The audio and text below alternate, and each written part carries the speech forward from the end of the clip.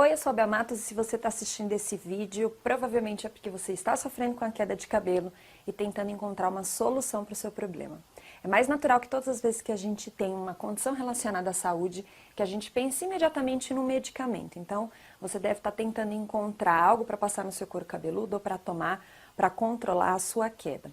Mas a verdade é que o primeiro passo que a gente tem que tomar para ter um tratamento de sucesso é buscar o conhecimento. Aí você me diz, mas Bel, conhecimento não vai fazer meu cabelo crescer? De fato, infelizmente o conhecimento não vai conseguir fazer o seu cabelo crescer. Mas o conhecimento ele vai te trazer duas coisas fundamentais, que são o poder e o controle. E para ilustrar isso para você, eu queria compartilhar um pouquinho da minha história e mostrar como o conhecimento mudou muito a minha vida.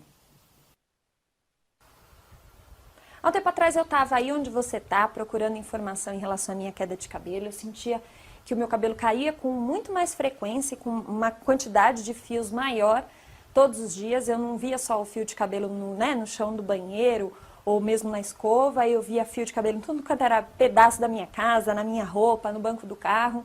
Mas eu olhava para mim e não via realmente na minha cabeça, no meu couro cabeludo, nenhuma diferença.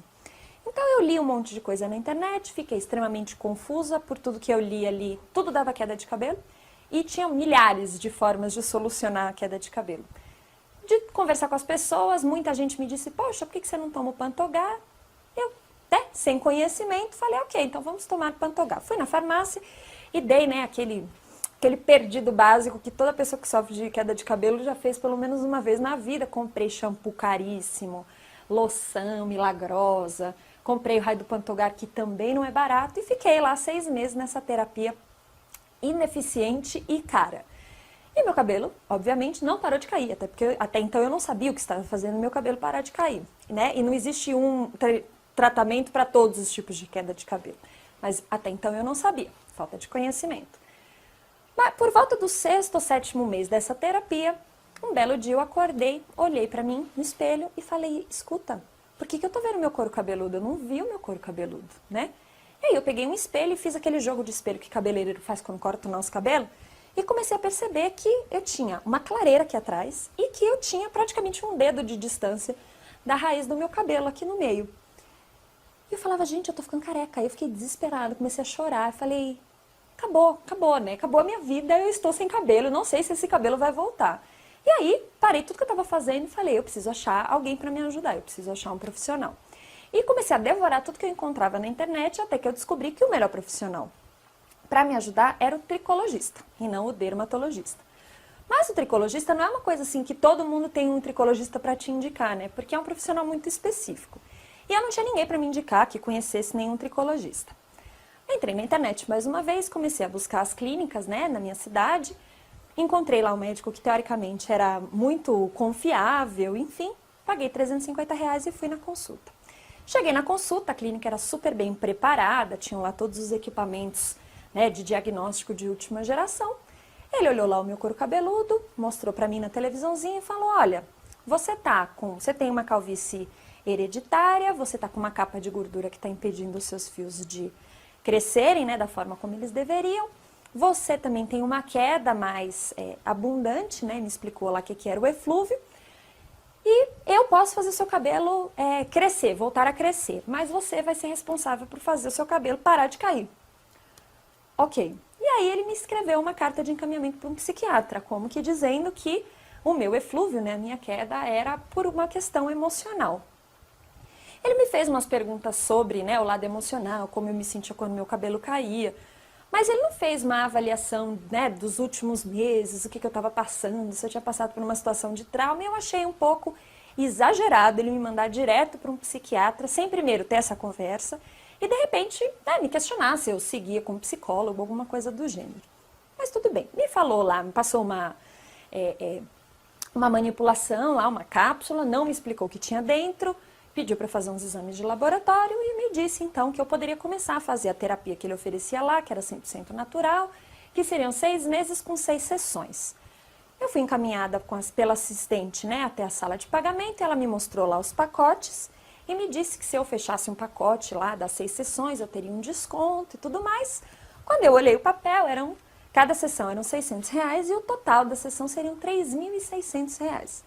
Não contente com este valor, ela começou a me mostrar lá todos cosméticos que eles faziam na própria clínica e vendiam com a assinatura lá do médico, e que o conjuntinho, né, dos cremes que daria para um mês seria R$ 272. Então, R$ 272 vezes 6 meses, mais os 3.600, o total do meu tratamento na clínica seria R$ 5.232. E eu ia pagar, eu não sei o que eu ia fazer, mas eu ia pagar. Porque eu já estava tão desesperada achando que eu ia ficar careca, que qualquer coisa eu acho que eu compraria. O meu marido, obviamente, estava lá comigo, falou, Bel, não, né, R$ 5.000 não é assim que a gente encontra na esquina. Calma, muita calma, vamos para casa, vamos pensar. E no caminho para casa eu comecei a pensar em tudo aquilo que ele tinha me dito, tudo que tinha acontecido, e comecei a achar que aquilo não fazia sentido. Eu lembro que eu até brinquei com meu marido, eu falei, poxa, eu vim aqui achando que eu estava careca, eu tô saindo daqui achando que eu tô careca, que eu sou pobre e tenho chances de ser louca, né, porque afinal de contas, né, eu vou ter que ir para um psiquiatra. E isso eu achei um pouco exagerado, achei que faltou muita informação. E um ponto que não batia para mim é o fato dele ter fechado um diagnóstico praticamente sem ver os meus exames. Então, do pouco que eu sabia, que eu tinha lido na internet, eu sabia que, né, alteração hormonal, de repente um câncer na tireoide, poderia ter outras coisas acontecendo comigo, que eu senti que não teve esse cuidado. Mas eu voltei para casa, pensei, e eu me sentia muito desamparada, porque, bem ou mal, eu precisava de alguém com conhecimento para me ajudar. E aí eu falei pro meu marido, olha, de repente eu comecei com o pé esquerdo, né? Eu não vou fechar essa terapia, não fica preocupado, eu não vou comprar esses cosméticos, porque eu não preciso disso. Mas eu sinto que eu preciso ir lá fazer pelo menos uma sessão. E aí eu fui lá fazer o resto da sessão, paguei, né? Juntei lá os meus R$ 600 e fui lá. Foi maravilhosa a sessão, 1 hora de sessão, parecia um spa de luxo, eu me senti assim, super bem cuidada. Mas ninguém me explicava o que estava acontecendo. Então, senhora, agora nós vamos fazer o desencruste, agora segura esse eletrodo. E eu não sabia o que estava acontecendo. O laser eu reconheci, né, porque laser é mais fácil, mas entrei sem saber de nada, saí sem saber de nada. Na hora que eu saí, eu estava na expectativa que alguém fosse pedir os meus exames, né, de laboratório, que até então ninguém tinha visto. Nada. Fui pagar, né, falei, bom, preciso pagar, não vou sair daqui, né, sem pagar. Que eram salinhas separadas. Fui lá na sala de pagamento, falei, vim pagar minha sessão e tal. Aí a moça olhou lá minha ficha, falou assim, escuta, mas a senhora não comprou os cosméticos da outra vez, você não vai levar agora? Não. Como não? Falei, não. E ela falou, mas o doutor não te explicou? Eu falei, não, ele não me disse que era obrigatório, mandatório fazer terapia junto com os cosméticos que ele vende. E eu, sou farmacêutica, costumo ler o rótulo das coisas. E pelo que eu vi no cosméticos de vocês, não tem composição. E eu não tô confortável de comprar uma coisa que não tem composição. Aí ela falou assim, não, mas então eu vou chamar a assistente dele, ela explica pra você o que tem dentro. Eu falei, não, você nem se deu o trabalho de chamar ela. Porque eu não quero comprar, eu tô em paz com os meus cosméticos. E ficou uma situação meio de empurroterapia, que eu me senti muito mal. Ela falou assim, não, mas é que eu não quero... Ela falou pra mim, não, eu vou chamar a assistente pra não ficar nenhum mal entendido e tal. E eu fiquei lá e falei, bom, eu vou esperar até pra ver se alguém olha os meus exames, né? E veio o assistente e falou, não, você tá com dúvida dos cosméticos? Eu falei, não, na verdade eu tô com dúvida dos meus exames, porque ninguém olhou os meus exames. E eu já tava alterada, eu tava bem brava. E aí ela ficou uns 15 minutos lá dentro, né? Eu não sei quem olhou os meus exames, se foi ela, se ela era médica, se ela não era. Voltaram com um monte de tiquezinho dizendo que tava tudo bem. Né? Começou, você quer que eu te explique os cosméticos? Eu falei, não, olha, eu não vou comprar esses cosméticos, eu tô fazendo uso de outros que eu gosto muito, não tô interessada, tô obrigada, vou pagar e vou embora. E eu saí do médico me sentindo muito mal. Pela segunda vez a experiência não tinha sido positiva. Só que eu tava carente, né? Assim, eu falei, e agora, o que eu vou fazer? Porque eu confiei nesse profissional, tô sentindo que eu não posso confiar nele, mas eu sigo sem saber o que fazer. Eu sigo com o meu cabelo caindo, sem saber o que eu faço. E foi aí que eu tomei a decisão mais importante de todas, que foi estudar. Eu falei, eu preciso de conhecimento, porque mesmo que eu venha a procurar um outro profissional, eu não quero passar por isso de novo. Eu não quero vir numa situação em qualquer coisa que falarem pra mim, eu não sei se faz sentido ou não. E aí foi a hora que eu decidi, eu vou estudar sobre queda de cabelo e, se possível, procurar minha própria terapia. Então, de fato, eu comecei a investir bastante em conhecimento. Eu fui para várias bibliotecas, peguei muitos livros sobre tricologia, comprei alguns livros online também, baixei muitos trabalhos científicos nesses PubMeds, Willeys da vida, né, que são grandes repositórios de trabalhos científicos, li muitos trabalhos. E as coisas começaram a fazer sentido para mim. Tudo aquilo que eu tinha lido, eu descobri que existiam vários tipos de queda de cabelo, não somente uma, e que então, né, as causas deveriam ser avaliadas de acordo com cada tipo de queda, até que ponto o cosmético ajudava, enfim. Quando eu já tinha um conhecimento ali, nível médio, eu achei que estava na hora então de fazer treinamentos médicos, ou seja, eu me juntei a alguns médicos para ver quais eram as dúvidas e principalmente pegar aquilo que eu não tinha, que era dicas de prática clínica, né? Então, um tricologista, ele vê muitos pacientes com queda todos os dias. Eu, no meu estudo, só sei a teoria. Então, eu juntei essas duas coisas, montei o meu tratamento, né? Muita gente me pergunta, o que você fez? Então, eu continuei tomando aquilo que o médico me passou, porque fazia sentido. Fiz uma dietoterapia, né? Então, organizei a minha dieta para incluir alimentos que eram ricos nos tipos de vitamina que eu sabia que eu precisaria. Eu troquei o meu contraceptivo, porque eu percebi que isso também tinha feito diferença na minha queda.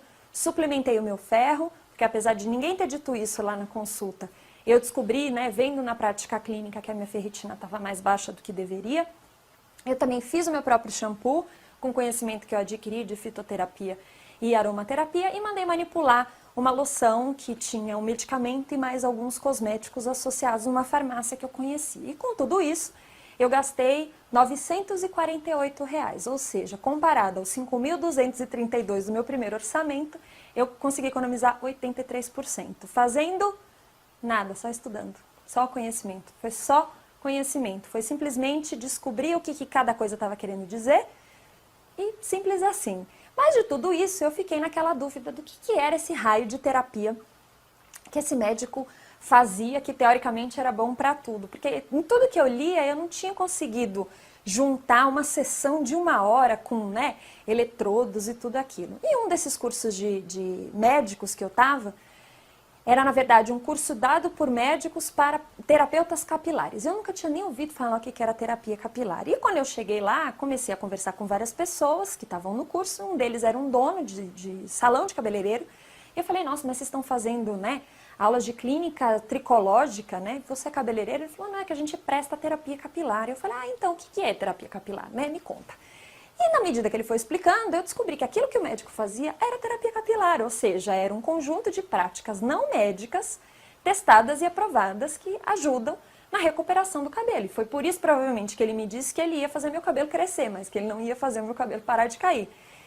Então, assim, ele de fato, tudo aquilo que ele fazia tinha resultado, mas eu não precisaria pagar R$ 600 para um médico, considerando que era um conjunto de terapias não médicas. Então, menos um ponto.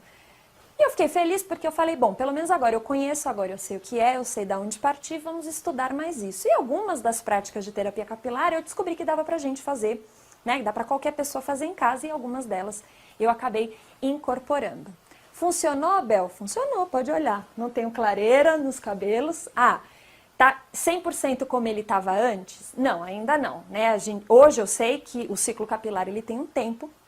E os fiozinhos que começaram a nascer dos meus folículos lá, que estavam meio inativos, vão demorar. Então, se você reparar aqui no meu cabelo, eu tô cheia de fiozinhos curtinhos aqui na frente. Então, vai demorar um tempo para o cabelo voltar, né, a ficar tão cheio. Provavelmente eu vou ter que lidar com a queda o resto da minha vida, porque eu tenho um componente genético, já sei o que eu devo fazer em relação a isso, mas é um cuidado que eu vou ter que ter sempre. Mas agora é mais fácil, porque eu não dependo de ninguém, né? Eu sei exatamente o que eu tenho que fazer. Claro, não estou desmerecendo o trabalho de nenhum profissional.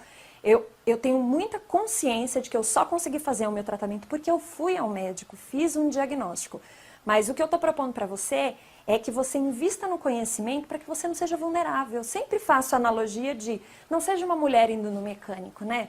Uma mulher, coitadinha, quando ela vai no mecânico, ela não tem noção do que está acontecendo. Qualquer coisa que o mecânico fala para ela, ela vai acreditar. Do coxinho da bandeja, vamos trocar as velas. A gente não sabe, né? Com raríssimas exceções, né? Não podemos generalizar, mas em geral é isso que acontece. E não é diferente quando você vai no médico falar sobre o seu cabelo, né? Você não tem a menor ideia. Veja, eu sou farmacêutica, eu não sou uma leiga completa. E quanto tempo eu fiquei sem saber o que estava acontecendo? Até eu sentar e estudar, tá bom? Então eu fiz um resuminho na minha experiência, né? Quais foram os maiores benefícios que eu tive de investir em conhecimento. Vou compartilhar com você. Alguns dos benefícios